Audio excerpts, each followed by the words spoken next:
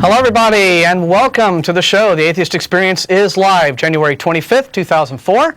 I'm your host, Martin Wagner. Ashley Perrien, my co-host as always. Afternoon. And joining us on the air again after a long absence, Jeff D. Hi, everybody. Former host of this program and currently the host of the Non-Prophets, our bi-weekly internet audio show. Plays every other Saturday at 2:30 p.m. at the 2 o'clock. Yeah, this is an off week, so it would be next Saturday and then every other one after that. And it's at 2, not 2:30, at atheistnetwork.com. Right, from 2 to 3:30. Yeah, 90 minutes. Yeah. Good length for an atheist show. Always seems to work out. Anyway, this show is sponsored by Atheist Community of Austin, a nonprofit educational organization promoting positive atheism and the separation of church and state. ACA has weekly meetings every Sunday morning at 10:30 a.m. at Hot Jumbo Bagels, located downtown at 307 West 5th Street between Guadalupe and Lavaca, except for the third Sunday of every month, when we have our lecture series in the Austin History Center located at 9th and Guadalupe. Our next lecturer in February will be Don Baker, speaking on the subject of morality. Other ACA events that we do, social events, include Godless Gamers, which is every Monday night at the home of Russell and Virginia Glasser. That's at 7 o'clock. And ACA Happy Hour takes place Thursday evenings at about 7:30-ish p.m. At Antonio's Tex-Mex, which is near the intersection of Highway 183 and I-35. Like I said, starts roughly 7:30, but people trickle in all evening long. So if you want to go and you don't see a whole bunch of folks at first, don't worry. Just look for the table with the little fish signs on it, and a bunch of loud, boisterous people will eventually flock to that table, and that'll be us. Atheist Happy Hour, Thursday evenings at Antonio's Tex-Mex. Other things that we do, of course, I just mentioned nonprofits. That's every other Saturday at the atheistnetwork.com website, hosted by this man, hosted by Russell Glasser, with various guests. And there is a live interactive JavaScript chat room at the atheistnetwork.com website that you can use to interact with the show. But if you have a problem hitting the atheistnetwork.com website and getting their live feed from their website, you can go to our website at atheist-community.org, visit the radio show page, and Russell has thoughtfully provided a direct link to the live feed from our site. And on that page, you can also listen to about the last half dozen or so Nonprofits episodes. But lots of fun show. Are you going to be back next Saturday? Oh, yeah. On it? Good. Of course. Okay, good. After a brief absence. Nonprofits, next Saturday at 2 p.m. And last but not least, University Atheists and Agnostics, a registered UT student organization.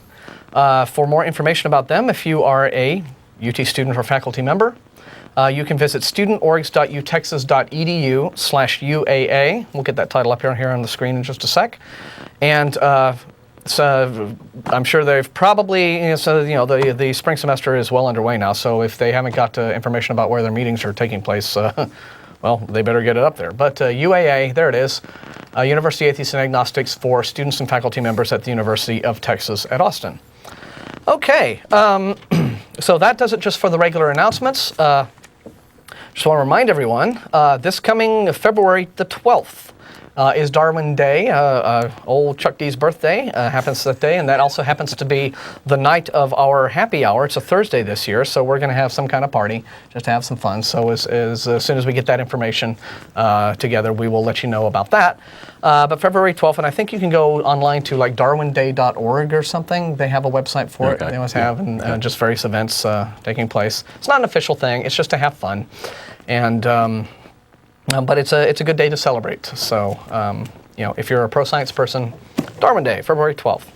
All right. I think that should take care of it. So just to let everyone know, this is the, I think that's enough with that URL there, Steve. We can, this is the Atheist Experience. We are a live talk show. We take phone calls from viewers, and we have been on the air about 6 years. But if this is your first time to view the show, if you're just channel surfing and you found us, keep in mind that at our website at atheist-community.org, we have a FAQ page, frequently asked questions, where we have assembled all of the most common questions that believers seem to have for atheists, certainly the most common questions that we've gotten on this show over the years from callers. So if you're a first-time viewer, you may want to check that FAQ page, because if you have a question for us, there's a chance we've already answered it. But if not, we're here, we're live, and we're here to take your calls. And we'll get to that later on in the show. But for now, that's it, and it's time for the news with Ashley. What's happening in the world? Okay. All right. Get the bad stuff out of the way first off. Oh, good. Atlanta, Georgia. A husband and wife have been charged with murdering a 6-year-old girl whose back was broken in what police say may have been an exorcism gone wrong. Police said the dead girl... Well, when does an exorcism go right? I think that's yeah, kind of what I was wondering about them, too. They don't often work out well. Police said the dead girl, whose body was discovered in a motel room, had been strangled and stabbed, and her back was broken. Now, this is a 6-year-old girl. Oh, that's just lovely.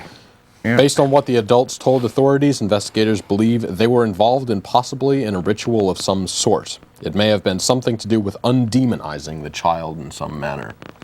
Well, so there we go. So they have been charged. I don't see anything in here. I don't think they've been sentenced or anything yet. Well, I mean, they've just I don't even know if they've been arraigned, right? Yeah. I mean, and it'll take some time, right? It took some time. It took at least a year with these two guys here in town. Yes. Before that went to trial, and they got convicted. Thank goodness. Yeah.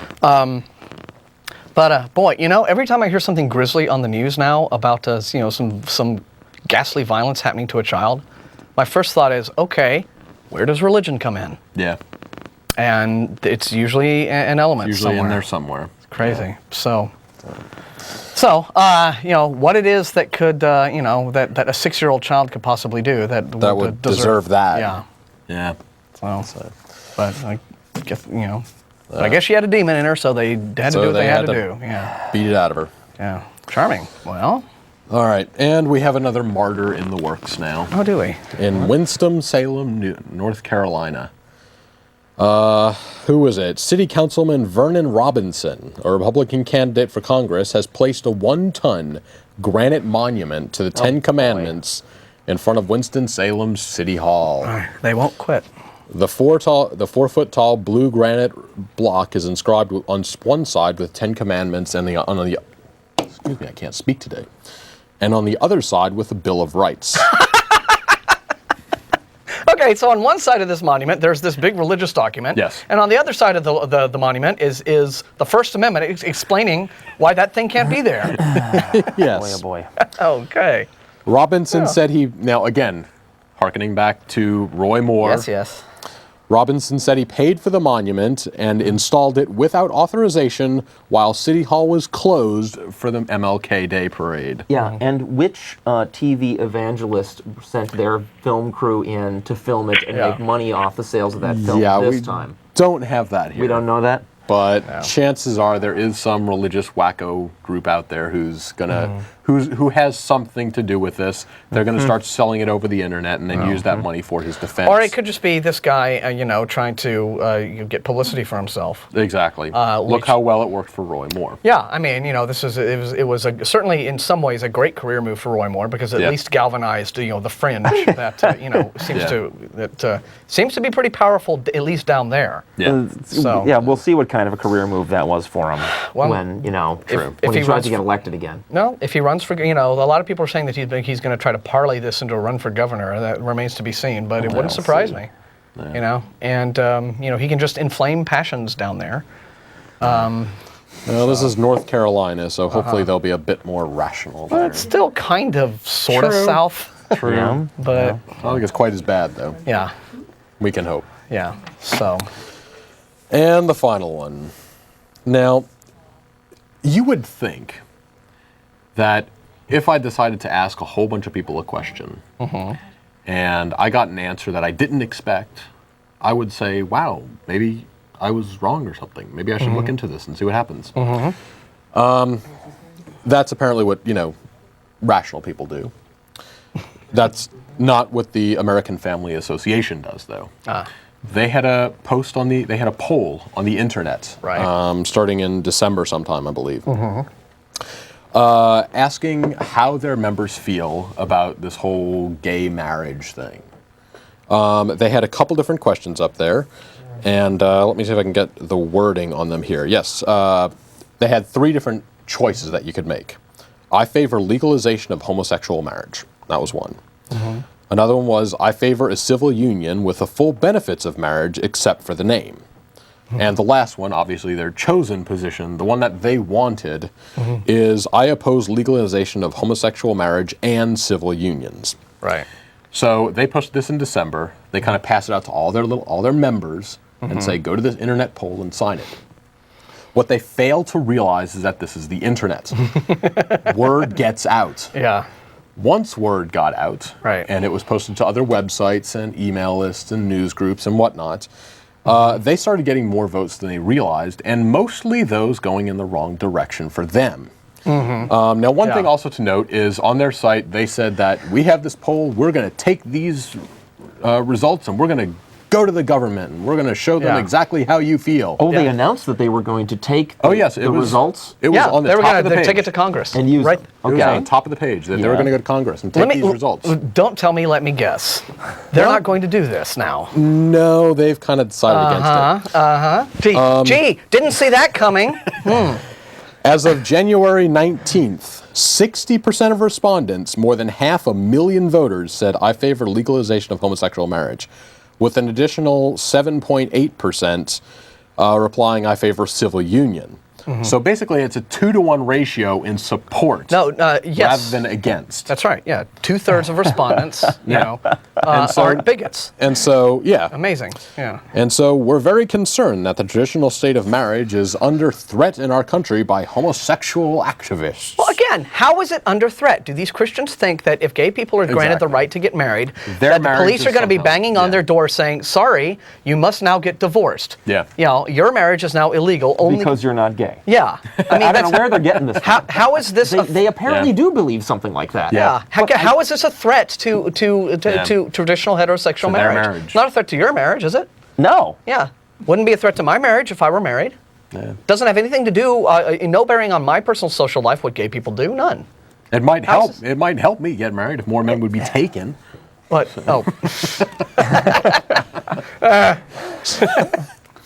Now they do point out in this article, of course, no such. Sorry. Of course, no such poll can be said to represent an accurate picture of popular opinion. Well, sure, right. But clearly, the AFA had hoped Congress would take the numbers it planned to produce as exactly that kind of evidence. It planned to produce. So it planned to yeah. just have a secret little poll, get some false numbers, go to Congress, say, look what we found of the American popular vote. Yeah, right. I mean, which is complete fraud. Yeah, anytime you use statistics or a poll to try to prove something, your results are always going to be suspect, right? I mean... So now Smith says his organization has abandoned its goal of taking the poll to Capitol Hill. No, I think that now people who are like pro-civil rights activists should take the poll. I mean, the numbers are still there. Yeah, exactly. just take. They should. So, okay, AFA will do what you said you were going to do and take that poll to Congress and. Yeah, we made the decision early not to do that, Smith admitted, because of how, as I say, the homosexual activists around the country have done their number on it. Yeah, when you just wanted your anti-gay activists to do their number on it, is what you wanted them to do. Exactly. When you wanted the bigots to show their numbers, and they decided not to. Yeah. Now, national polls on this subject, I mean, there have been polls conducted by legitimate polling organizations. Oh, yes, right? yes. How have they been coming out? I haven't really seen too much on those, actually. I haven't looked it up or anything like that. Because that would actually be indicative of what the public thinks. true It may well be that the public. results they got were skewed in favor of gay marriage because of activists saying, hey, you're going to let us vote? We will. I kind of have a feeling that it was because this was a conservative, a blatantly conservative group. Yeah. All the other people are going to. Yeah, AFA is known for being one of the big ideological, anti-gay But still, rights your groups. point is well taken, right? Yeah. They didn't open their poll up to the general public, right? They intended They for it to tried to only keep be it- answered Exactly. by the people whose responses they could predict. Exactly. And they basically admit that in the story. I mean, they fully admit that. So. Yeah, turn around and bit them on the ass. I guess, it bit them on the butt. So. Yeah. Oh well. Oh well. Somehow I'm not really shedding any tears for him though. Well, it's just sort of a, entertaining foolishness. So how's that? Anything else? Nope, that's it for the news That's this it for the week. news. Kind of light then on the news this week. Yes. All right. Okay. Well, if callers are waiting, and we're starting to get some lined up, but just hang loose. So we'll get to callers in just a bit. But first, we want to go ahead and welcome our guest to the show, Jeff D. Welcome back. Martin. Now, we talked last week a bit about how March 24th, I believe, is the day that the Supreme Court is finally going to hear arguments in the Michael Newdow pledge case. That's correct. where he basically made the case that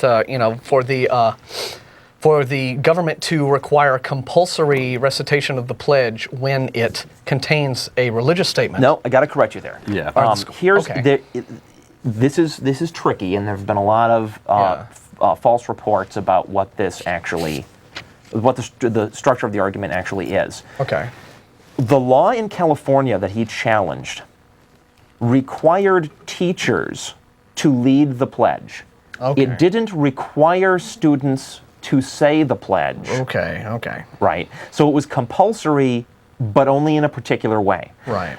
Though, of course, this raises the specter of coercion of students to go along and do as they are expected. Sure. In exactly the same way that the high school football game prayers in Santa Fe, Texas, a couple of years back, did that same thing, and that was found unconstitutional. Right. Right. So, So Yeah. so the teachers were compelled, yes, the teachers were compelled to conduct the exercise. and as a practical matter, the students were more or less compelled because who isn't going to? do Right. I mean, something? it's still a captive audience, Yeah. and it's still the government officially leading this activity. You know, it has all of the elements that are necessary to, identify it as government-led. Yeah. Right. So, now there's this thing you do in Supreme Court cases, or in any court case, I understand, or certain kinds of court cases, that's called an amicus brief. An amicus brief is a document submitted by some group other than the plaintiff or the defendant that supports either one side or the other, right? It says these are the reasons why we think that side is right. And the Atheist Community of Austin was invited to submit an amicus brief on Newdow's behalf in the Supreme Court case that's coming up. Right. Now, can these amicus briefs actually have an influence upon the outcome of whatever decision is made, since the people filing them aren't actually either plaintiff or defendant? They're not directly involved in the case? I think that their purpose is to simply make sure that the judges are as informed as possible Okay. about all of the different viewpoints concerning the case. Right. Right. It's to make sure that apart from the specific arguments made in the courtroom, other viewpoints that are relevant are in the judges' minds. Okay. So I would guess that, a lot of the questioning that comes from the bench in the Supreme Court is driven by them having received these arguments. Yeah, that makes sense. Right, Okay. and they present present the two sides in the case with the arguments to see whether they can refute them. So I volunteered to write a brief on behalf of the ACA, and I was happy to do that. It's very, very exciting to think that anything I wrote would go before the Supreme Court. Yeah, that is Terrifying. pretty cool, actually. And I wasn't the only one. Manda also wrote a brief, and in fact, what actually occurred is several different atheist organizations got together and submitted their briefs to a single lawyer who is putting them together Oh, I see. and to submit a brief on behalf of all those different organizations. It makes the brief longer, more detailed, and represent more people, these are all good things. Yeah, very good. Okay. So what I came in here to talk about today is the amicus briefs on the other side. Because to prepare for mine, the first thing I did is I went to Michael Newdow's website, www.restorethepledge.com, where amicus briefs in defense of the phrase "under God" in the Pledge of Allegiance are posted for people to read. And I read some. And you wouldn't believe the kind of nonsense grown men are submitting to the Supreme Court in defense of the idea that we ought to not only keep having the pledge, but keep having it with the words "under God" in there. Yeah, after 4 years of this show, I don't think there's anything that you ever could say about anything that would shock me. Well, but you never can tell. there's a difference between, just people in the community who are, just have a personal interest in religion issues, right? Sure. And have their personal views, and it's just, there's not a big stake. It's, they're interested in asking us questions and stuff. That's all fine, but these are lawyers, right? So okay. lawyers representing people who care how this case comes out, Interesting. submitting arguments that are just so completely vacuous. But from what You will be amazed. I From what you were guarantee it. saying earlier, though, this is normal people who are not involved with the case submitting these arguments to the lawyers. But those people can be lawyers, though. I mean, But no, Well, they but my could be, point yes. is, yes, ultimately, well, But it's if the not, lawyer- it's not quite that straightforward. I know that in our case, the briefs have been submitted by the different organizations Yeah. to the lawyer. The lawyer is using those the text we sent them as basically building blocks of a legal argument. yeah.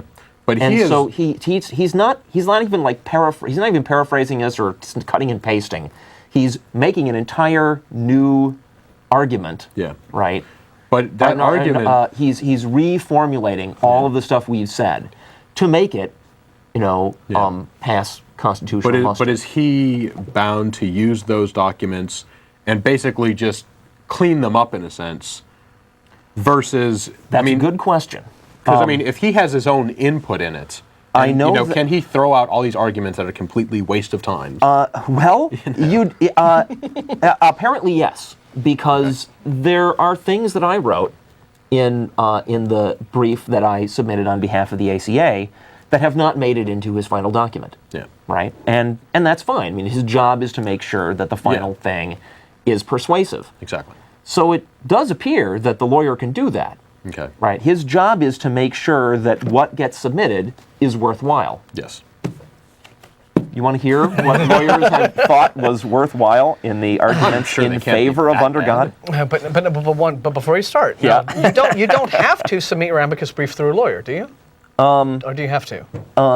I think you don't have to, but Okay. if you So some what of the this- guy has done in our case is Well, I'm just saying is we- some of these pro under God amicus briefs might not have been vetted by a lawyer before they were submitted.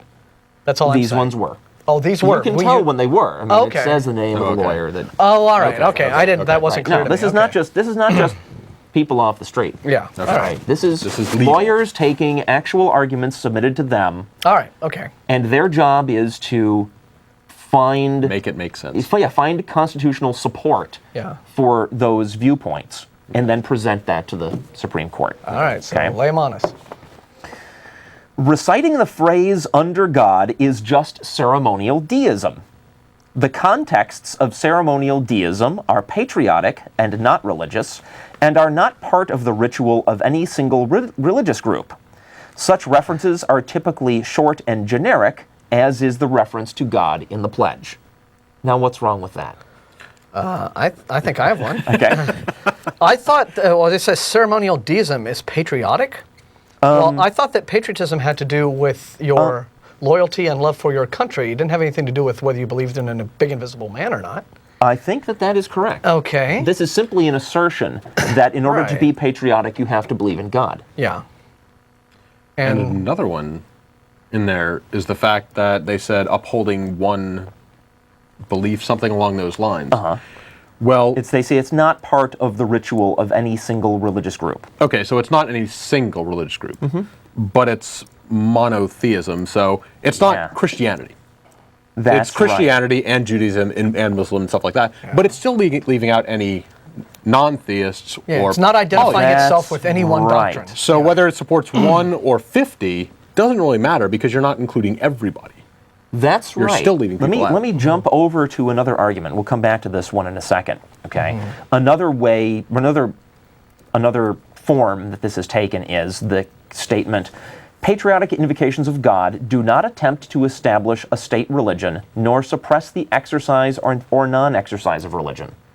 Now, this is that whole,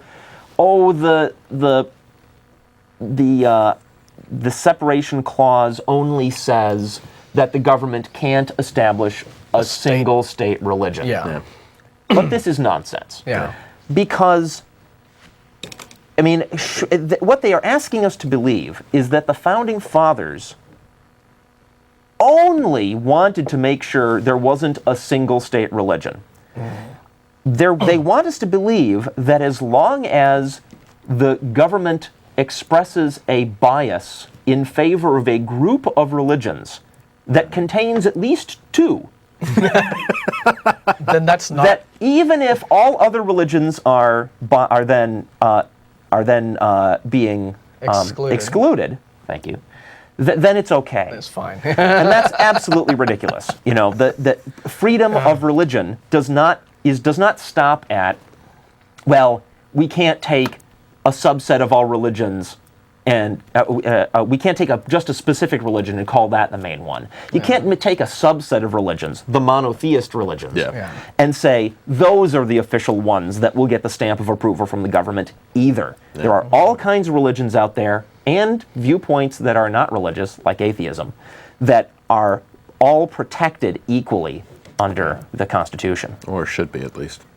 Yeah. Well, they are. That's what the Constitution Currently, they does. are. Currently, they are. You know, yeah, right. But what I always find so ironic about the pro under God side, or what I call the theocratic side, because that's really what it is that excuse me, they ultimately always end up backing up until they're up against the wall, and they end up with an argument which is always some variation of, well, it doesn't really mean anything. Yeah. So that's why we should keep it in. That's the whole ceremonial part of ceremonial but that's the theism. irony of it, because it's like, it seems to me that clearly it does mean something, otherwise the believers would not be fighting for it so passionately. But it's not just that. I mean, imagine, if you will, that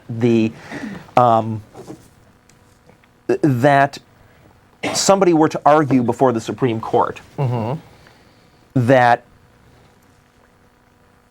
slavery is okay as long as it's just ceremonial slavery. Yeah. Right? Just saying that Racism, something is ceremonial, ceremonial does not make it any less offensive. Yeah. Because what you're saying when you do that ceremony is you're saying this thing we have a ceremony about, that's a good thing. Yeah. And that's not the government's job when it comes to religion. Yeah. Government needs to remain neutral on religion. You don't have ceremonies about things that don't mean something to you. Well, that's too. it. Yeah. I mean, that's true too. Yeah. Right. But even if it is a ceremony, right? I mean, it doesn't mean that you can expect people who are offended by the thing you got the ceremony about not to be offended or not to be excluded. Yeah. Right. It excludes them and offends them just exactly as much. Right. Right? You can't hide behind claiming it's just ceremony. Absolutely. Okay, let's move on to another argument.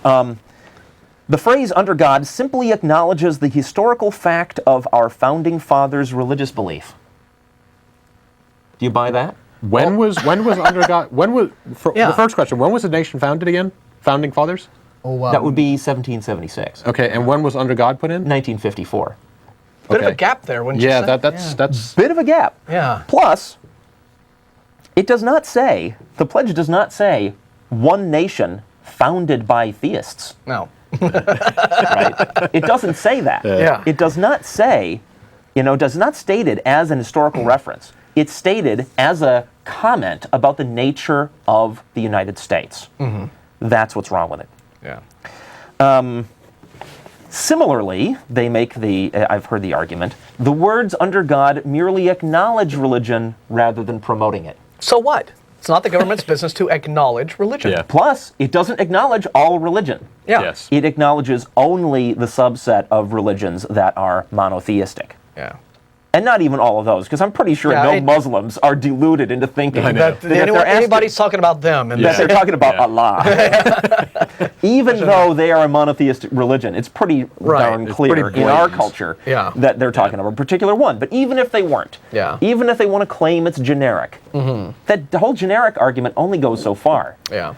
It does not go so far as to extend under God to cover things like Hinduism that has multiple gods, Buddhism that is a religion with no gods, or atheism, which is the lack of religion. It just can't cover all of those things. Yeah. Therefore, it's exclusionary. It's just a lot of verbal legerdemain, right? It's just they want to it's an acknowledgement rather than a promotion. Yeah. It's ceremonial, not official. Yeah. It's Right. an app. They're just trying to make these various apples aren't oranges. Exactly. Analogy, but it just doesn't really fit to the situation at hand. By the way, calling something by a different name on the, doesn't make it something else. I learned something about this ceremonial deism phrase when I read the early drafts of the brief that the ACA has contributed to. Okay. The lawyer in that case went and checked, and he discovered that the whole concept of ceremonial deism, it's not an official legal viewpoint.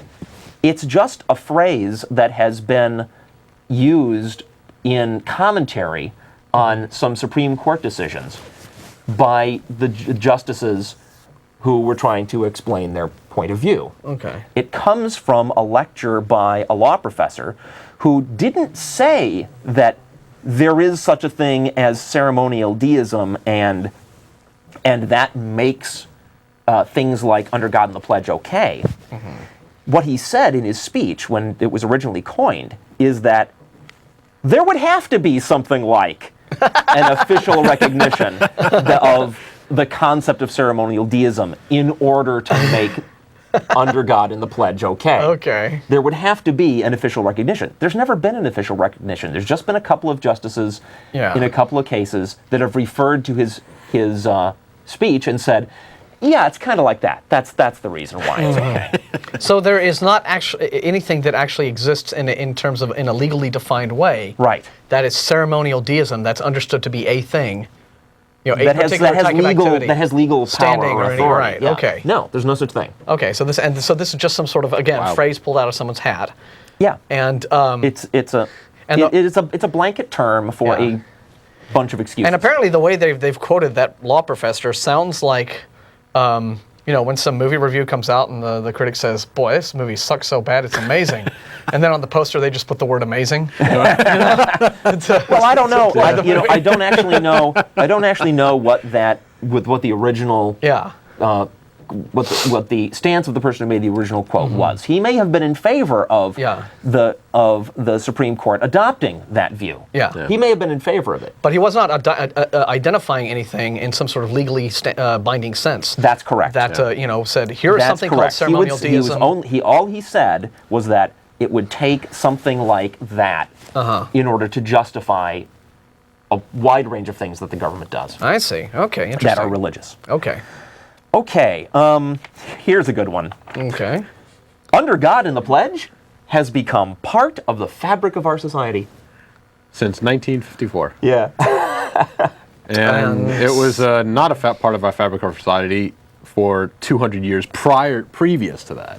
Well, I mean, there is that. So. There is that. But- Plus, Again, it's immaterial, right? MTV has become part of the fabric of our society. right. Going back to what you doesn't mean said, that- slavery was a part of our society. Yeah. Slavery was part of the fabric of our society for quite a long time. Yeah, several hundred years. Being part of the fabric of our society is not an excuse. Yeah. There are all kinds of things that, there's sort of a corollary to this is the claim that, various founding fathers said religious things. Well, yeah, various founding fathers owned slaves.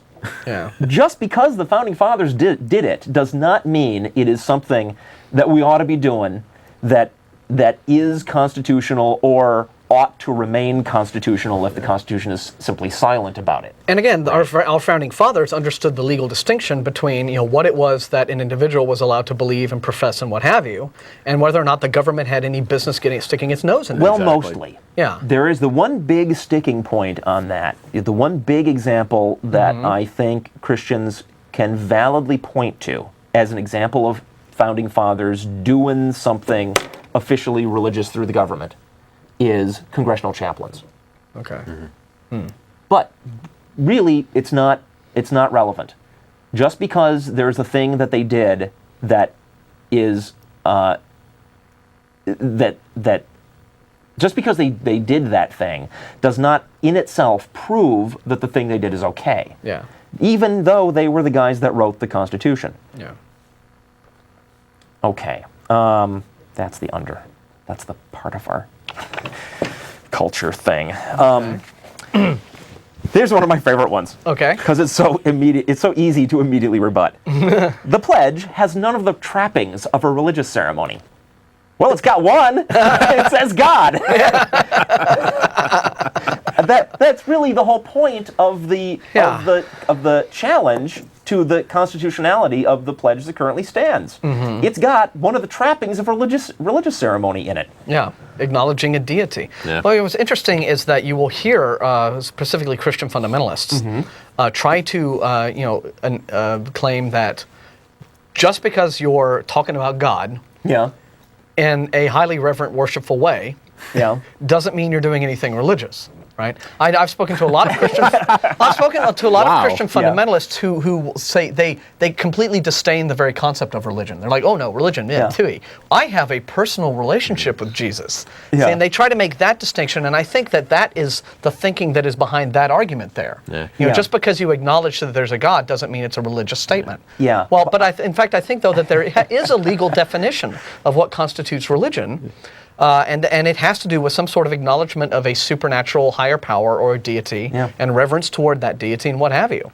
And so, I find it extremely ironic that the same folks who will pretend that talking about God is not itself religion will turn around and make the claim that if we don't talk about God in our public schools, that's atheism. Yeah. They can't have it both ways. Well, they seem to. Well, sure they can. They do all the time. That's how they love it.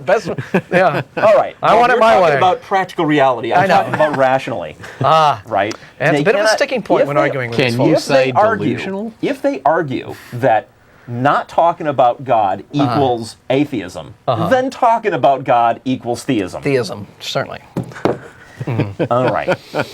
Now here, this is the last one that I've marked. There were tons more, but I'm trying to keep this down to some of the more amusing and just to give you an idea of some of the and jaw-dropping ones. Okay. This is a biggie, but it's a little bit more complicated. So follow with me. Okay. The argument is, it is common knowledge that governmental acts may undergo a metamorphosis from religious to secular. The Sunday Blue laws are the best known example. Okay, now there's references to specific Supreme Court cases. The blue laws in Maryland were challenged on the basis that they were a violation of the separation of church and state. Okay. And they were upheld. Okay.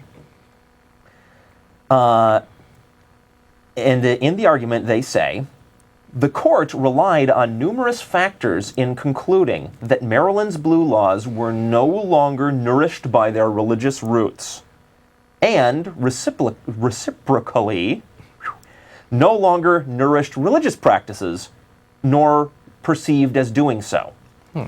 Those factors were, and here's the factors. 1. Recent popular support of the laws was premised on secular considerations. So they're claiming the reason why people in that region wanted to keep their laws, their blue laws, was not because of religion, but because they had secular concerns. Right. You know, people driving around drunk on Sundays or on week,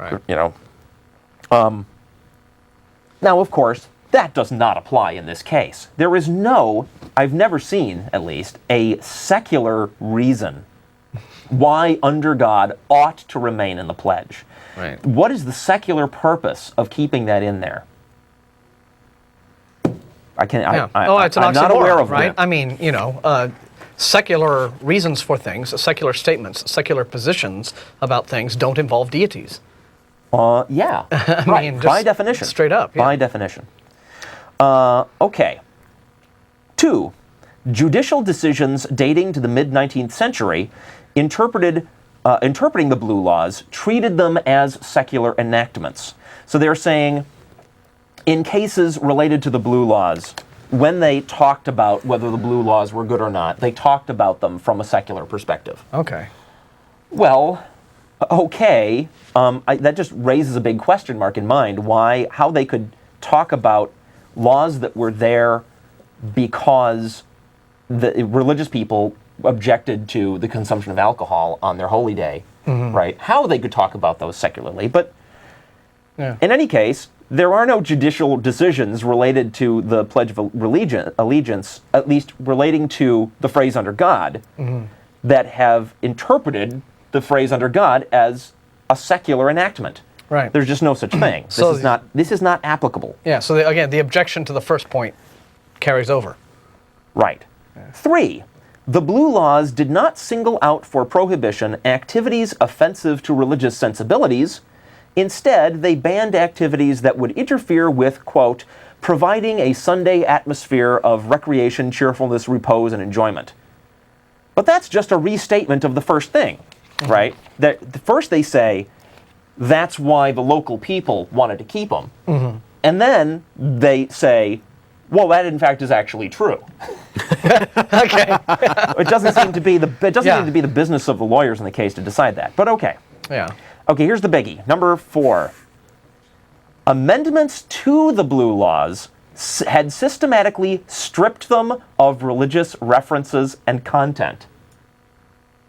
So like the Blue Laws, when they went in, said, it's against the law to sell beer on Sunday because God doesn't like it. Yeah, it's the Sabbath. And later amendments to the laws took out the because God doesn't like it part. Yeah. And Now replace- think, how does this relate to under God in the Pledge of Allegiance? Let's apply this one, shall You'd we? think, right? What we're asking for is a change to strip the religious reference and content. Exactly. Yeah. Exactly the thing that one of the points considered by the judges in the case that they're using the case as an example of why you should stay in. Yeah, because it seems to me the only way to That's strip just nuts. How do you strip? Yeah, the only way you strip a religious reference out of under God is You to take it out. Yes, to not say that. Right. So, that's beautiful. And 5. Yeah, that's the biggie. Yeah. Right? Because they're saying, here's why we should leave it in. We should leave it in because They took it out. Because the arguments in favor of keeping stuff like that worked because they had taken it out. These are lawyers writing this. Yeah. Okay, With short Great trains of thought. lawyerese, right? and 5, there was no readily available alternative to achieve the state's secular purpose.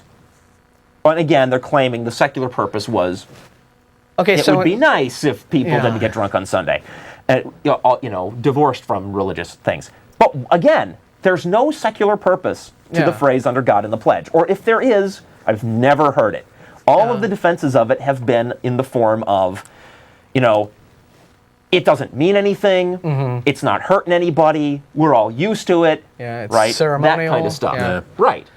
But Not, if we take it out, it will cause some negative consequence other than making religious people angry. Yeah, there have been a few people that said that it would cause negative consequences, though. But of course, what? It's just Yeah. the sense that Yeah, kids where's will the be data? so upset and they will be so enhardened by having to learn the new pledge. says who?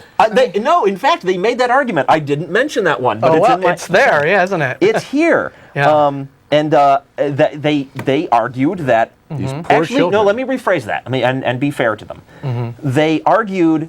They did make that argument, but the purpose of that argument was to encourage the Supreme Court to take the case.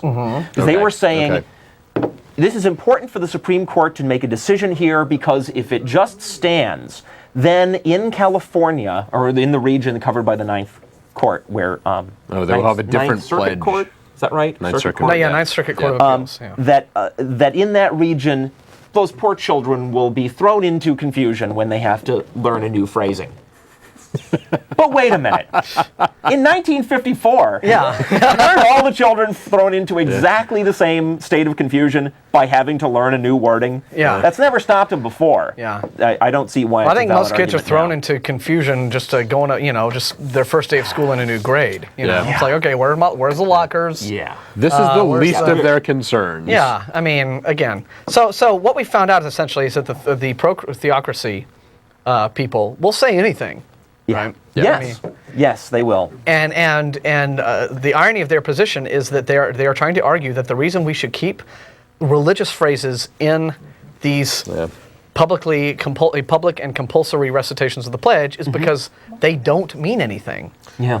but they're Which is just- somehow mean enough to make you get off your lazy butt and write an amicus brief, hire a lawyer, get it printed for a couple $1,000s, and get it sent to the Supreme Court of the United States of America. Right. It obviously means something. Yeah, you have a lot of trouble that they're going to for something that doesn't mean anything. Exactly. So I had a lot of fun writing the ACA's amicus brief. What I did specifically was list those arguments, Right. and explain why they were facetious. Right. Yeah. And I'm happy to and proud to say that a lot of that has made it into the final legalized version Great. of the document Well, that will be submitted. The deadline for submitting the briefs is February 12th, which happens to be Darwin Darwin's Day. Day. It was very nice.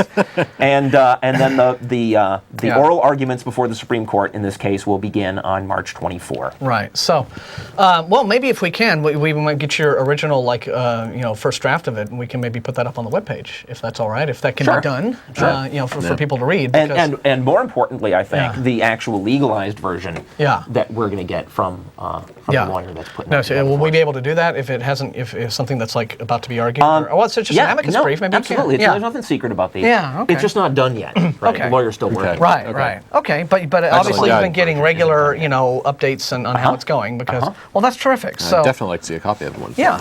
Well, we'll be sure and get that. And March 24th is a big day. Now, what a lot of people, what's very tricky, right, is that we already have one far right wing justice who has recused himself. Yeah. Interestingly. Thankfully. He went on the record saying, that he had, they already had an opinion about how this ought to come out, which is a no-no for judges. You don't go in, as a judge, your job is to not be biased. Right. And he expressed a bias. And Newdow called him on it, and he backed off. Which was means great. we're short one Supreme Court justice. And he has got to be kicking himself so hard now because I'm sure he would like his opinion in the final decision. There's a time to keep your mouth Exactly. shut. But what is interesting now is that if the decision, if it turns out 3-3, or 4-4. 4-4. 4-4. There's right. There's 9, not 7. If the decision is split. Right. If it's split right down the middle, then it stands. Right. The Ninth Circuit Court. The original ruling that pissed off all everybody, that stands.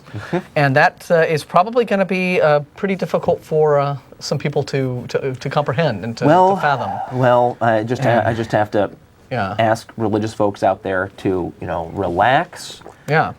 Nobody is there's all these claims going around that there's some kind of assault on religion going on. They're trying to take God out of America. No, there is an increasing number of people who are not Christians, who have noticed that they're not being treated with equal rights by the government, and they're asking for their rights to be respected. And there's just a bunch of stuff that Christians have done over the years that they've gotten away with because it hasn't been challenged before, and that's being knocked down because it's illegal. Yeah. That's all this is. Yeah. Right? And you are free to go on believing whatever you want, but now that it's being challenged and it wasn't constitutional in the first place, it's going to have to come down. But the Christians are going to listen to the Roy Moores of the world who will say things like, today it's my monument, tomorrow it's your church. They don't make that decision. It's just not true. It's just not true. It's fear-mongering. That's all it is. Yeah. Christians having a church does not impede my rights at all. Yeah. Now, Christians having a church and having special dispensation on land use issues. Yeah. Like they got in the Ruluipa ruling, religious land use, blah blah blah thing, right? I mean, that does tread on my rights because that's giving special rights to religion, and that's going to have to come down. But just having a church, just believe in what you want to believe, doesn't bother me a bit. Go right ahead. But they won't. What's amazing is they won't listen to you when you say, look, no one is trying to tell you that you can't believe in your God. No one's trying to tell you can't have church services. No one's trying to tell you that you can't have a nativity scene in your lawn. No one's trying to tell you that you can't wear a cross pendant. Because they love that word public. They love how the government is considered public, and so we can't have any public expression of religion. But they're confused. Yeah. There's a difference between what you do on your own front lawn and what the government does. The There's higher ups understand this, and they're just using that phrase because it so conveniently scares the hell out of everybody else. Because they can use it in such So a way to let's- make you think any expression of religion outside of your bedroom. Exactly. They don't make the distinction between government, what the Exactly. government can do Exactly. in regards to religion and what it can't do, Exactly. and what any sort of free citizen can do. Roy Moore can put up his Yeah. 5-ton monument on his front lawn. Yeah, nobody and would have touched it. Nobody's got a problem. Nobody could have with it. cared less. Exactly. I could not care less. Have it up there. Go for it. And Make I it have 3 tried. times bigger. I have tried via email to explain this very calmly to people who are Roy Moore supporters and Yeah. to the fundamentalist Christians, and they're just like, "No, you're out there to form a police state." So they're not- and they're being Not at told all. that. Yeah. right? Yes. They're being- They are being fed that line, and I think what we're seeing is the consequence of the part of religion, sort of in general, but Christianity in particular, that plays on a persecution complex. Yes. Right. I mean, a lot of Christianity is about how they succeeded in spite of the persecution of the Romans and stuff, and that's very important to them. Why can't they just? But it's unfortunate if it gets so important that they start imagining persecution where none is happening. Yeah. Why can't they just give up? And Jesus didn't win out on his persecution. So why do they have to win? Why can't they what do you just? mean? Why can't they just back down? Jesus didn't win against persecution and go to court and get out free. Well, He was sent to the cross. but it was ultimately. Why a big can't the spiritual- Christians just lose? But that was supposed to happen. they could just as easily ask that of us. Yeah, right. sure, Why yeah. don't we atheists just give in? Yeah. Just go ahead, play Yeah. along, believe in the God, keep our traps shut. Yeah, Yeah. that's what it is. I mean, they have a right. Sure. they Of have course, a right of course. to argue their position. They certainly do. Of course. But it's when it gets shrill and irrational that there's a problem. And if the arguments are specious, they're going to get called on them. Yeah. Yeah. And I think that's the And part us they too. don't I like. hope that if we make bad arguments, that people will Exactly. call on us and correct us. Sure. Exactly. But I hope that, and I hope and I hope that we don't get so, we don't latch onto some persecution complex where we start thinking that Yeah. the only reason that people disagree with us is because we're biased. You know, Yeah. well, Yeah. right. Okay, well, that was a lot of good stuff, and Thank you. very worthwhile. And congratulations on the work you did. it's been a privilege being able to be involved in this, deal. and it's a very exciting thing for the ACA Yeah. to do, and Definitely. this So- is one for the history books. Yeah, we'll see how it pans out. On the 24th will be a very interesting day. I have no idea how long it will take a decision to come down, but certainly they'll be hearing arguments on that day, and so we'll be keeping whatever's up to date on that. Definitely. You'll hear it from us. Okay, finally. It's a lot longer than usual, but when we have an interesting guest and we have interesting things to talk about, sometimes it takes us longer than usual to get to the calls. So, 477-2288 is the phone number to call us live if you have questions about this issue. It's just a good one, Pledge of Allegiance and under God and government, involvement in religion and what have you. So give us a call, and we're going to go to Charles. Hey, you're on the air. How you doing? Doing all right. I didn't know you guys were going to put me on. Yeah, thanks for holding. We appreciate that. All right. Well, what I have to tell you is a little bit off the subject of the flag, but I think you guys are going to be very interested in hearing this. When I was 6 years old, I was taking out, and my entire family, we moved out into the mountains to escape the rapture. Whoa! Wow. Interesting. Okay. Yeah. It gets better. Okay. Wow!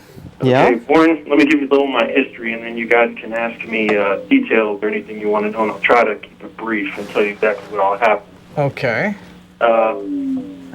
Born and raised a Mormon. I have family members who are still very high-ranking members of the Mormon Church. Okay. I mean, very upper. And my father was teaching at a college in East Texas. He met this individual, we'll call him Doug.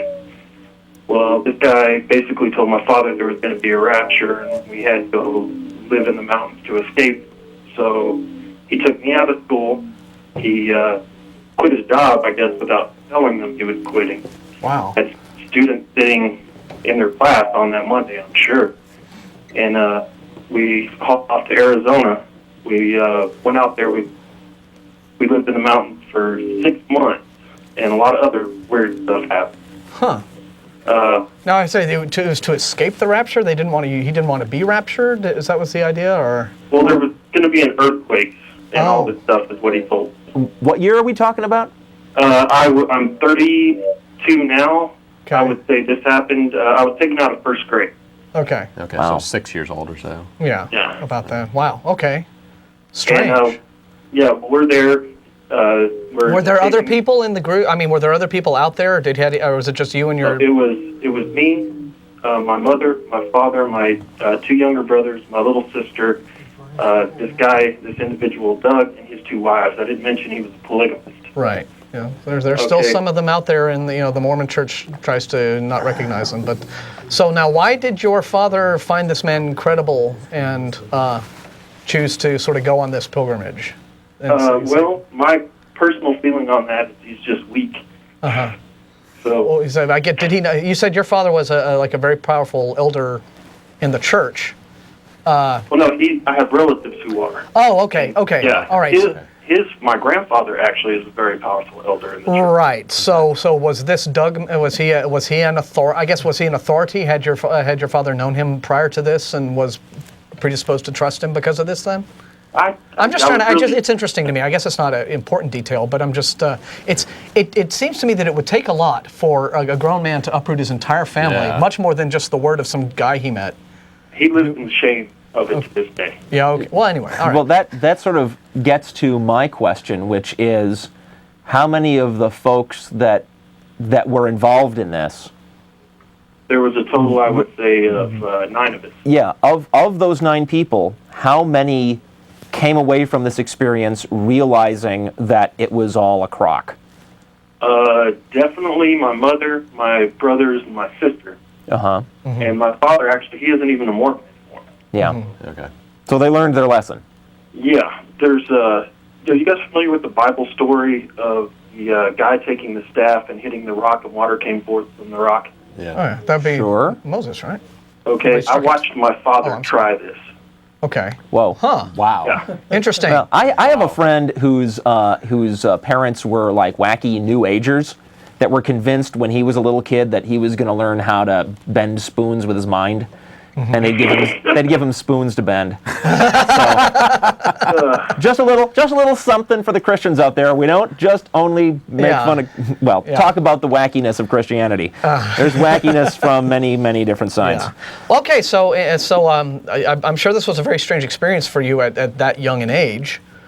But on the other hand, I would have to say that it's probably good that you had that experience at that young an age, so that you didn't grow into adulthood yourself with this kind of creepy, irrationalism. I became an atheist at a very early age. Something like that might do it. Do you know what I guess was the turning point where you're living out in the desert in Arizona or something like that?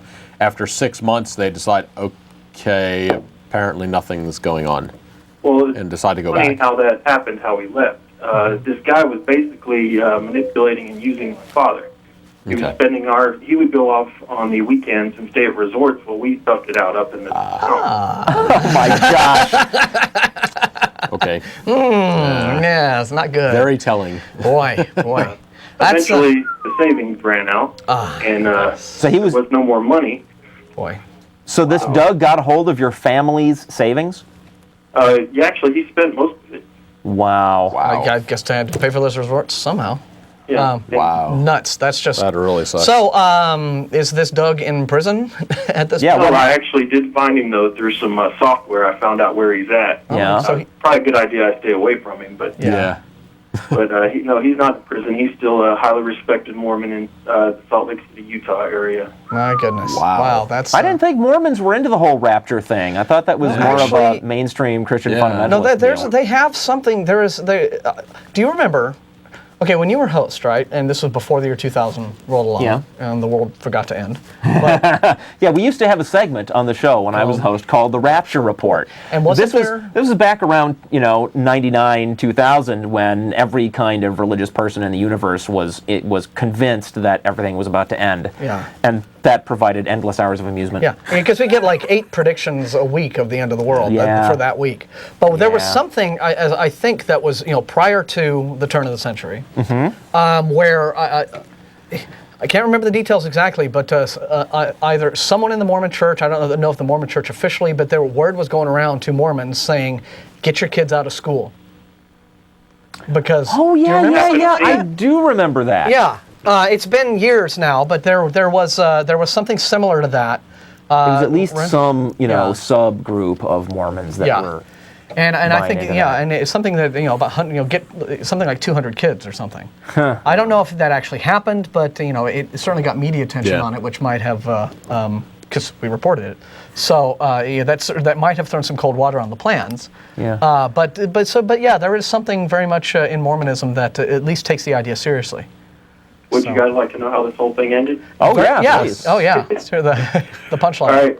Well, we ended up back in Salt Lake City after all the money ran out. Yeah, wow. Living with my grandparents there. Mm-hmm.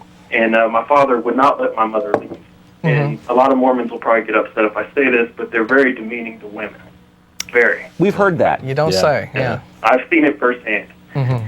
Okay, but we get Yeah. to Salt Lake City, and the first opportunity my mom gets, she gets the last $400 that was in the account, grabs us, and takes off back to East Texas, where divorce proceedings are immediately started. Good for her. Wow. Yeah. You go, Mom. Excellent. Smart lady. Yeah. Yeah.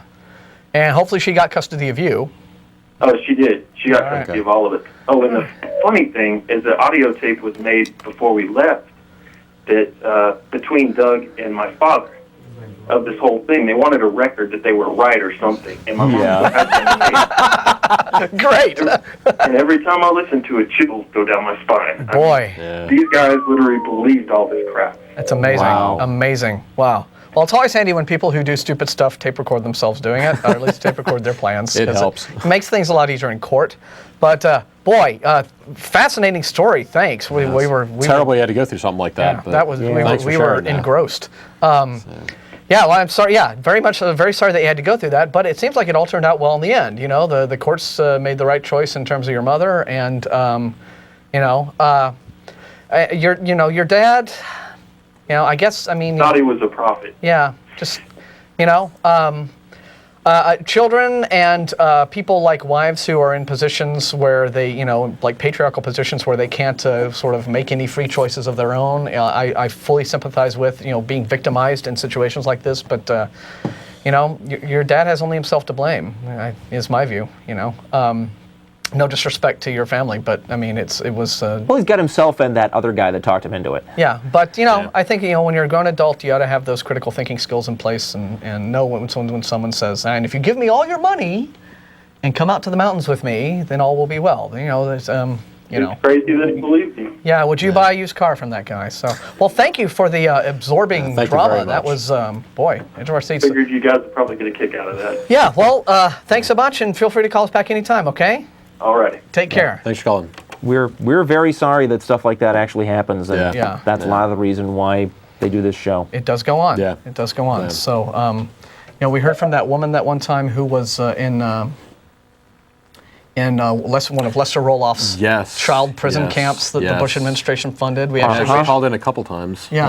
Yep. Yeah, we actually heard from her and heard all of her stories. This stuff happens, Again, it's the lunatic fringe, It's certainly not mainstream religion, but, it does show what a lack of critical thinking can lead to.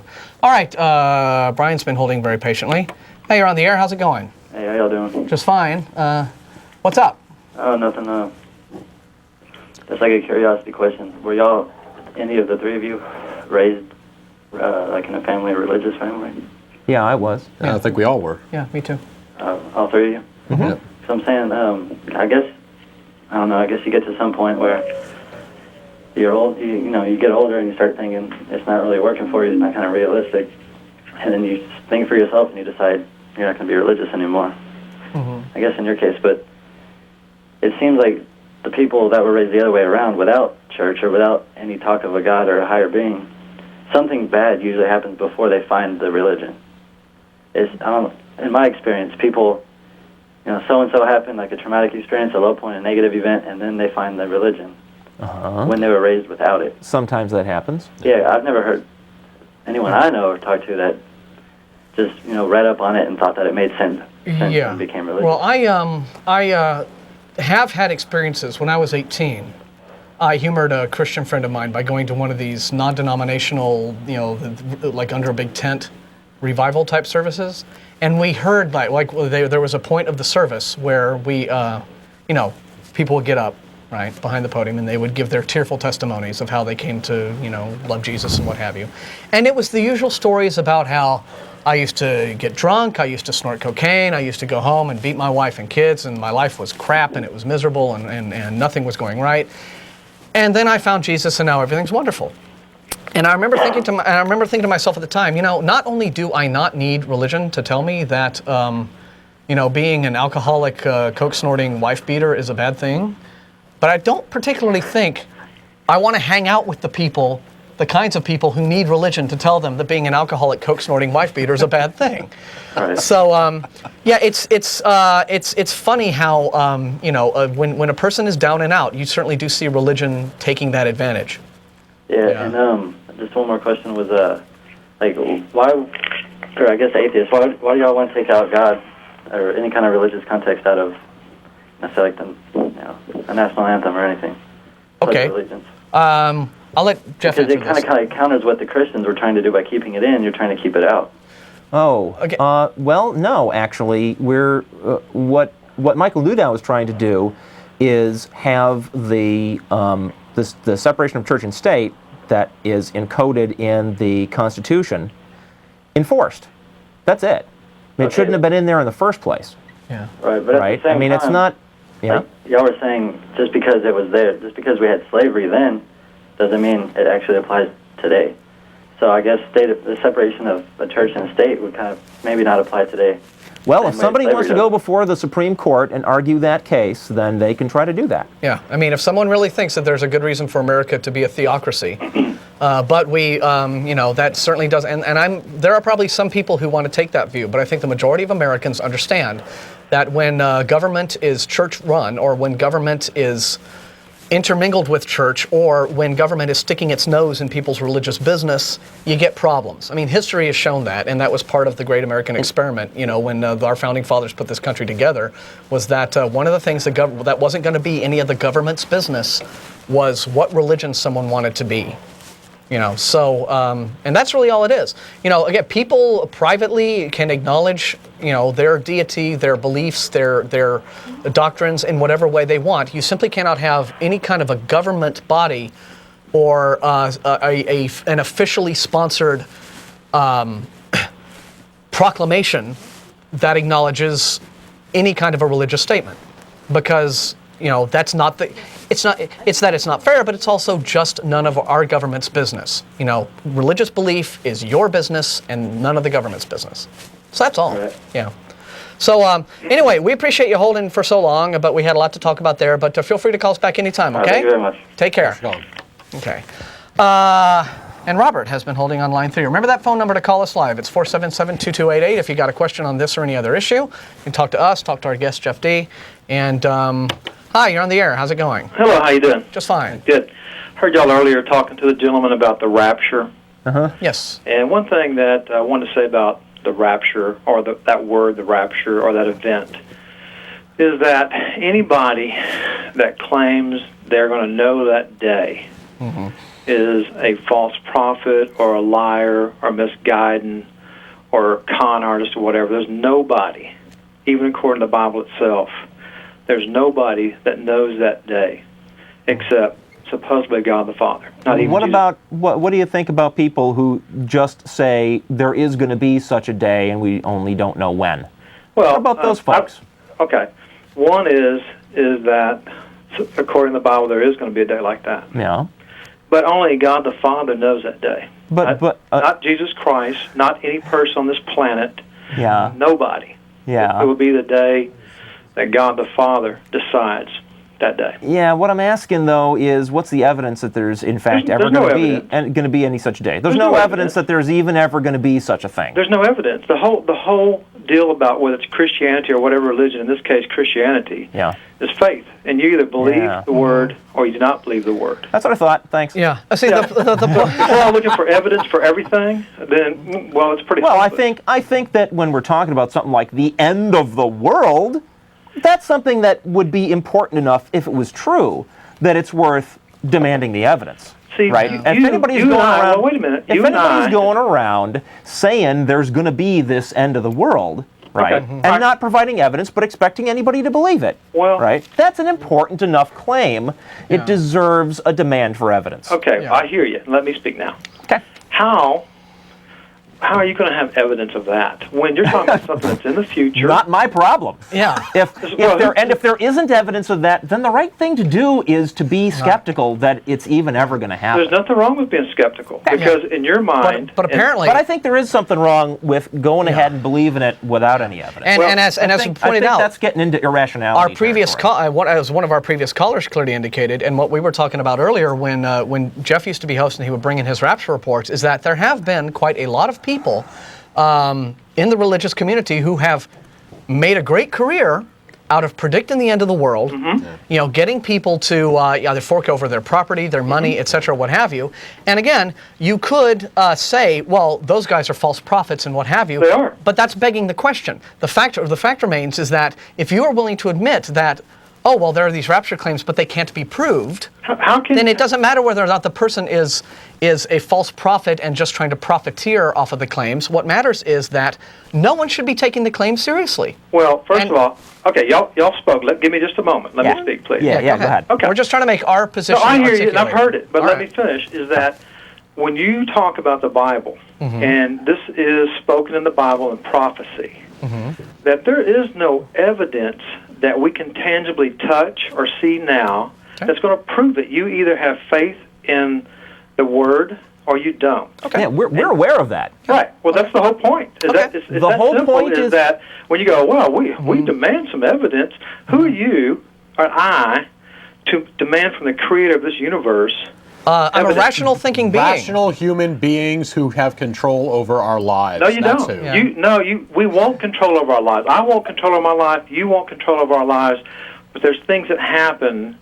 There's that we things that have no happen. The things that have happened that are beyond our control, yes. Right. So I'm just saying that if you guys want evidence, you only can have faith and believe But about the rapture. okay, and the problem with We that happen- position, hang on, Ashley. That's what the whole spiritual. But the problem with that position, the problem with accepting faith as a valid means of, okay, this is how I'm going to make a decision about something, is that it allows these false prophets and profiteers about whom you are complaining so hard to do their business. Okay, well, one is because when people take a faith position and say, all right, well, I guess I will have faith in the Bible when it says this thing, and I will have faith in this church leader when he says, we all have to go up to the mountain cabin now because Nope. it's going to happen Tuesday. Nope. If you're going to say that that's the position, that faith is a permissible way to make decisions about things, No. you have to understand that it allows those believers to take advantage. No, and a true believer. What, okay. Let me finish, please. All right. A true believer of your reads the religion. Word, and if he read the Word and knew what he was talking about, then he can think.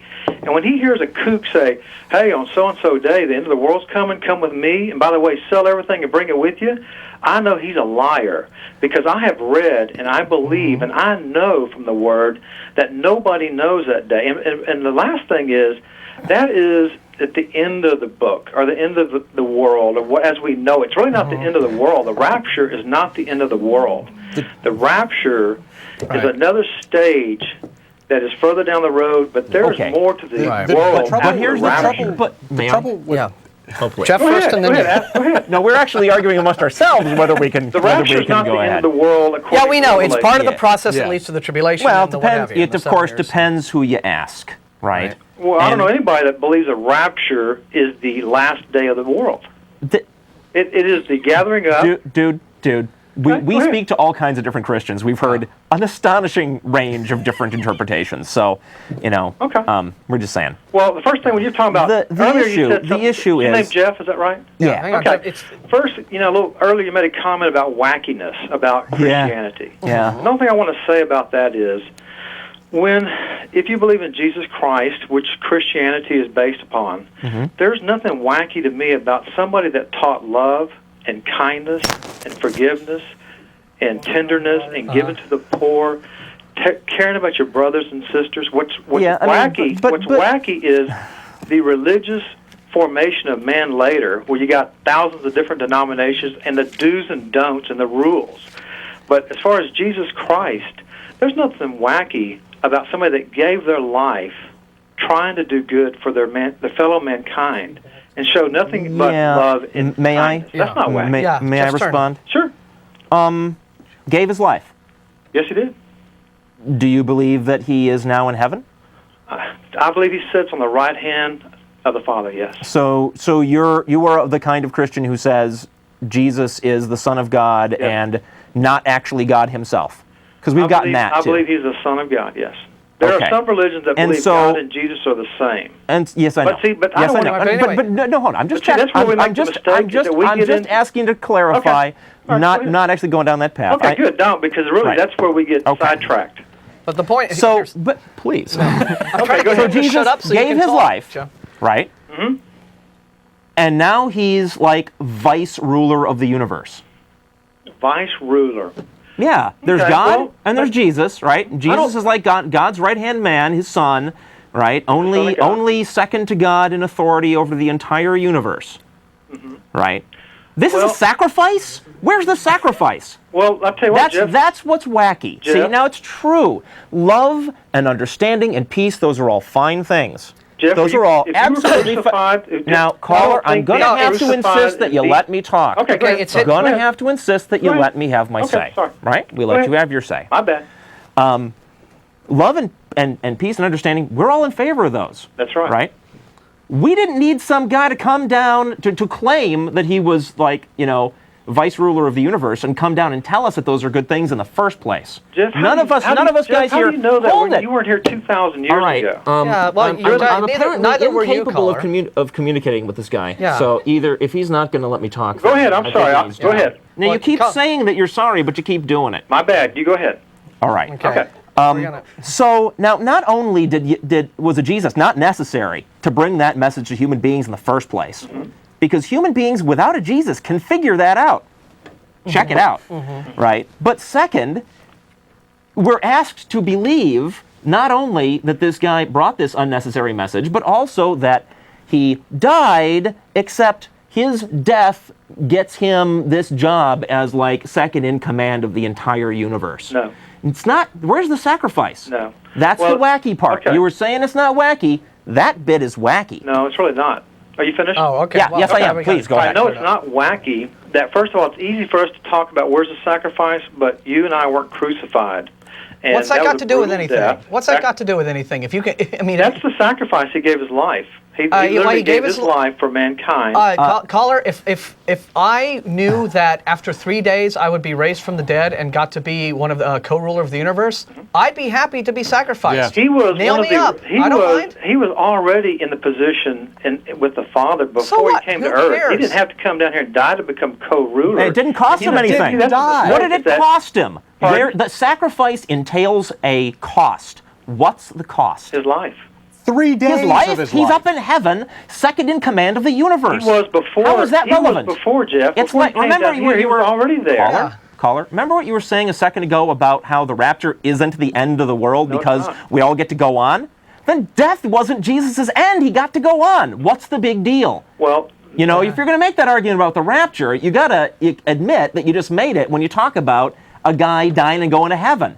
Particularly when he goes to heaven and gets a big frickin' prize. he was already. He had that prize before he came to Earth. He didn't have to die and then be risen to become. Yeah, but he had to deal with, walking around the sandals and the robes and stuff and not actually getting to do much of anything except occasional miracles until he died. Occasional Then miracles, he got to sit in the throne next to Daddy and run the universe. Jeff. Yeah. If death matters, if death matters, then it matters, right? If it doesn't matter, it doesn't matter, right? Death You does can't matter say because there's one say death. the end of the world doesn't matter because everybody's going to continue in a new kind of existence in heaven. No. But then turn around and say it doesn't matter. It does matter because Jesus died and that made such a big Jesus difference. died. A friend of mine did the math.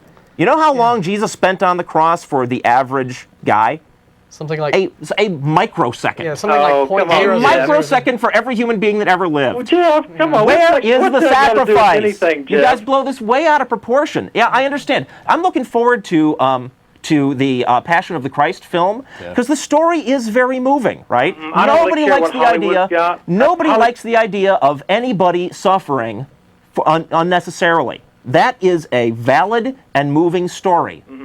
But all this stuff about he's the Son of God, he's got superpowers, right? All that stuff is unnecessary baggage that we're asked to believe, and you can't prove a darn bit of it. Well, I don't have to prove it. I agree if you can't prove it because we're not living at that time. But first of all, Jeff, Well, really, you know, it's really not. whether you have to prove it or not depends on what you're trying to accomplish. Yeah, if you're trying to get us to stop saying it's wacky, No, I'm not. you're going to have to prove it. I'm not trying to get you to stop anything other than talking about. See, when we give ourselves words and adjectives, and we talk about wackiness, really all Jesus Christ did was these things that I mentioned about love and kindness, forgiveness. But Jesus came it's a part of a plan of salvation for the redemption of mankind. Yeah, we've heard all about that too. And we could go off on a tangent about how about how weird that is. That this God who is the creator of the universe would have to go pull this stunt of having a half-human child and then run him through all these tests and tortures and things in order to get to the point where he can forgive us. You know, a God who is in charge of the universe could just say, I think it's time to forgive those folks. Bang. Okay, I know. If you don't believe, I understand. And I not only don't believe, I think it's nuts. Yeah. Well, there's a thinking and a rationing that you and I have. And see, if I'm like you and think logic and rational and carnal, that's how I'm going to think too. Logic because and rational unless you and carnal? believe and have faith in either the Bible or God, it does sound wacky. Okay, thanks. Yeah, that's but what we were. the thing you got to do is get beyond men thinking and carnal thinking and believe. And what we need to do is believe stuff with no evidence. Yes. Gotcha. The problem with gotcha. But when you're on Earth and you want to believe in stuff, we need evidence here on the planet. But this is a spiritual thing that's above us. And I'm not even going to think about spiritual things above us if you can't prove there's any such thing. Why should I? God doesn't need the way I live my life. Okay, it's Ashley's Let me just have my quick say here. All right. See, I told you, I just play video games this whole show. It's great. If I have to figure out how to run my life, now I have the choice of being Christian and devoting my life to that and getting the reward in heaven. Or I could say, okay, there's another belief that says that I have to go live up in the mountains and wear gray robes and, meditate for 6 hours a day to get enlightenment. Right. That's another path I could follow. Or I could just be an atheist. Right. There are hundreds of different choices. Now, I have to go through the world and look for which one of these seems to be the most likely one. All right. And so I'm going to base my decision based on actual evidence. Now, you've already admitted that there is no evidence of God, Jesus, the Bible, the rapture, or anything like that. No, I didn't say that about the Bible. Therefore, that's going to be one of the less likely choices on my list. True. Whereas, atheism and, science and rational thinking, that I can back up with, rational thinking and science. Right. And so that's got actual evidence behind it. Right. That's the one I'm going to lean I more understand your towards. logic. I understand what you're saying. We got to move on because it's like the last 7 minutes of the show. But Okay, appreciate a call and just a moment. Call us. Well, we're out of time. But Okay. call us back next time. All right. Anyway, Thanks. when you wake up in the morning, look at the sunshine and the moon, and that is your evidence. That is the creation of the Father, and that is evidence. No, Every day I see not it, not I hear evidence it, of a I God. breathe it. Yeah. No, That's not a evidence of a huge God. ball of hydrogen gas that is burning like you The sun wouldn't is a believe. massive incandescent There gas. are untold trillions of other star systems just like it. Yeah. Untold trillions. Not evidence of a God. All sort of just scattered around with nothing bringing them into any kind of order except gravity and physics. But Not a shred of evidence of a God. there's very little point, I guess, in going on that path with. yeah. But see, well, it's sort of like Now, if you had was fun. like the scene in Got another one of those? in Hitchhiker's Guide to the Galaxy, where they knew that who was it? Slarty Slarty Bart Farce. Slarty Bart Farce had created Norway because his big signature is along the side of a mountain range. Okay, now that might be evidence of something, but quickly, anybody who thinks that Jesus was all about forgiveness should read John 3:36. Yeah. But And anyway. I think that guy's absolutely right, Yeah. You have to just believe. Yeah, And you know what? we're not the That's just believing ridiculous. type. That's Okay. ridiculous. If you have to just believe, then you shouldn't do it. Okay, If you're one asked to more call. believe it without a shred of evidence, you should say no. Okay, time for our last call. Probably Mike. Hi, you're on the air. How you doing? Hello. It was me. Yeah. Yep. Hi.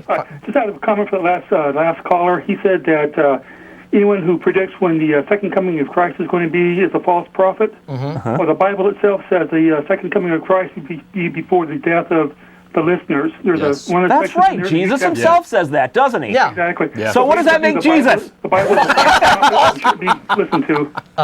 Yeah. So, Good point. Excellent point. Excellent point. There are those of you Great sitting show, here. guys. Yeah, Bye-bye. thank you. Thanks, Mike. Yeah, there are those of you here who shall not taste death. Yep. But now, of course, the the Christian will come back and say, oh, well, Jesus was talking about the Pentecost and all the rest of that. So Doesn't matter. so they'll find- Doesn't matter. they'll find That a was way a to prediction of multiple when. choice out of it. That Yeah. was a prediction of when. well, yeah, I mean, Jesus was an apocalypticist. He was he's very The clear. Bible is nothing if not a big book of multiple choice. Duane, hi. Thanks for holding. Hey, guys, I'm not an atheist, but I watch your show occasionally. Appreciate it. I'm Jewish, and I really, really appreciate your point of view and voice of reason in a world just gone completely nuts. That word nuts just pops up a lot on this program, doesn't it? Well, you present a nice, rational view that even somebody of faith like myself can look at and go, well, okay, the Bible could be Grimm's fairy tales for all we know. And it makes for a little more rational thinking. And you also put a little voice of sanity out there against all these particularly right-wing Christian people that just want to hate in the name of God, and somebody's supposed to die so that they can be forgiven for all this crap. Yeah. None of it makes any sense to me. Yeah. Yep. So my hat's off to you. I think you're doing a great job. Well, thank you. Rational thinking rocks, and keep up the good work. Well, thank you very much, Duane. We appreciate you. that. My pleasure. Appreciate it. Thank you. Just let everyone know, we are here every Sunday at 4:30 p.m. Reruns of this show play every Sunday at 4:30, and every Tuesday at 4:30 p.m. here on this channel. And I think we're pretty much out of time. We're down to like the last 3 minutes of the program, so I just wanted to say a few things. The point that you were trying to ultimately get into with that caller, Yeah.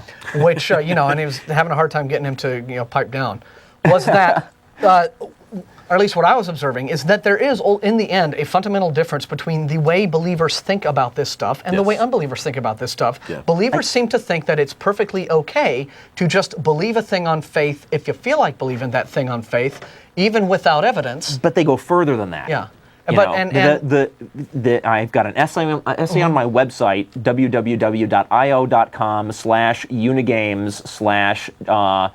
www.io.com/unigames/WWJD, I think. It's What Worries Jeff D. and I have an essay called Faith is the Glorification of Ignorance, because they go further than saying it's okay to believe stuff without any evidence. They say that is the most ultimate, wonderful Yeah. act that you can pull, right? It's the most amazing, wonderful thing to do is to believe all this stuff without a shred of evidence. Faith is equated with proves virtue. that you're a good person who's really, a groveling little servant of their big invisible space pixie. Yeah. Faith is, well, it's the,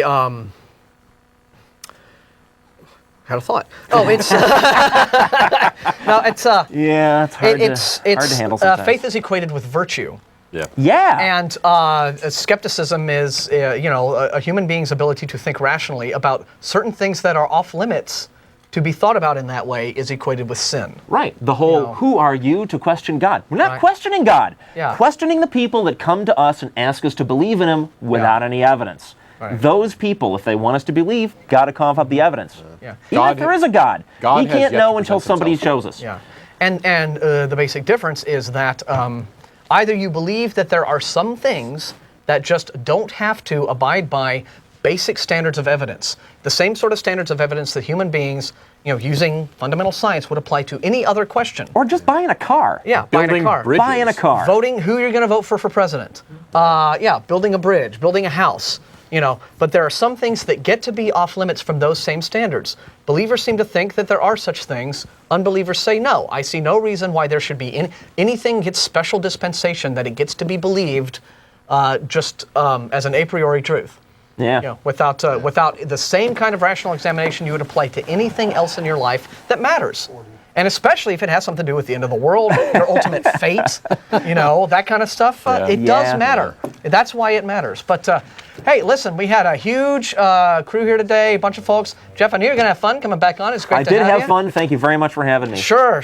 And after me being on the radio show twice, certainly it was time. to bring you back on here. Always honored to have you there too. Yeah. We are here next Sunday. We appreciate it.